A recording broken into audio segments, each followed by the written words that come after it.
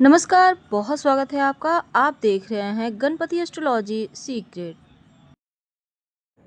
शुक्र का राशि परिवर्तन होने जा रहा है। शुक्र कन्या राशि में गोचर करेंगे और कन्या राशि में पहले से केतु विराजमान है। 25 अगस्त को जब शुक्र कन्या राशि में आएंगे तब शुक्र कन्या राशि में नीच के होंगे। अगर हम ज्योतिष की माने तो सभी ग्रहों की उच्च और नीच की स्थिति राशियां बताती हैं, लेकिन शुक्र का कन्या राशि में आना और साथ में केतु का साथ मिलना, वैसे तो शुक्र जीवन में ऐश्वर्य, रोमांस, धन धान्य, वैवाहिक सुख, वाहन सुख, भूमि सुख, भवन सुख सब देने वाला है, पर कन्या में आने के बाद वो 18 सितंबर तक कन्या में ही रहेंगे। शुक्र नीच राशि में आ रहे हैं, तो ऐसे में आपके ऊपर इसका क्या प्रभाव पड़ेगा? क्योंकि 9 ग्रहों में शुक्र को प्रेम का, धन दौलत का, विलासिता का, ऐश्वर्य का, स्त्री सुख का, वाहन का, सुख का कारक माना गया है। शुक्र हमें भौतिक सुख भी देता है। शुक्र को वीनस कहते हैं, वीनस जो सौंदर्य की देवी है। अब यहाँ प्रेम रोमांस के साथ जो 25 अगस्त से 18 सितंबर तक का वक्त है, जब केतु के साथ शुक्र की युति होगी, तो ये भ्रम देगा। भ्रम के कारण व्यक्ति सोचने समझने की शक्ति खो देता है।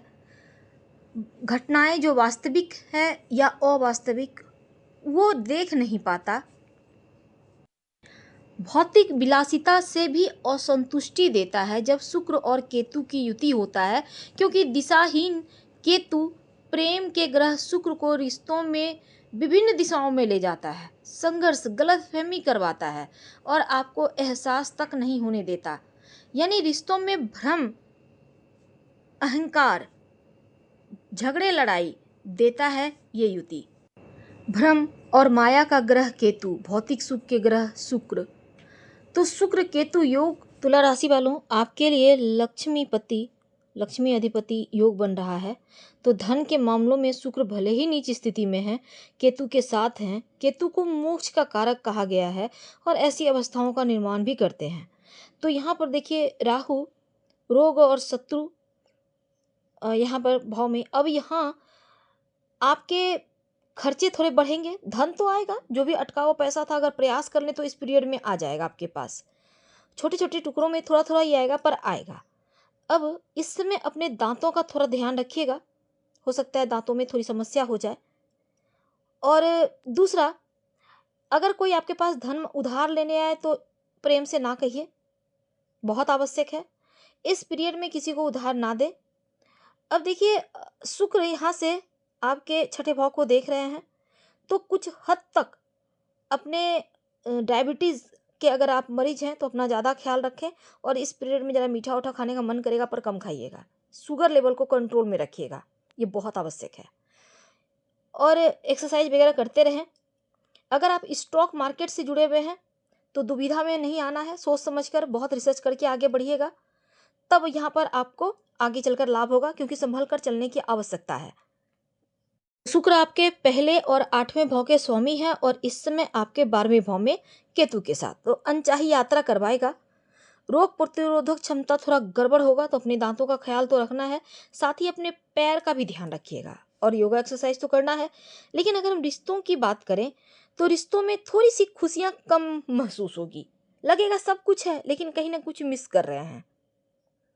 करियर के मामलों में वरिष्ठ लोगों का सपोर्ट उतना नहीं मिलेगा जितना आप चाह रहे थे, उम्मीद करके बैठे थे।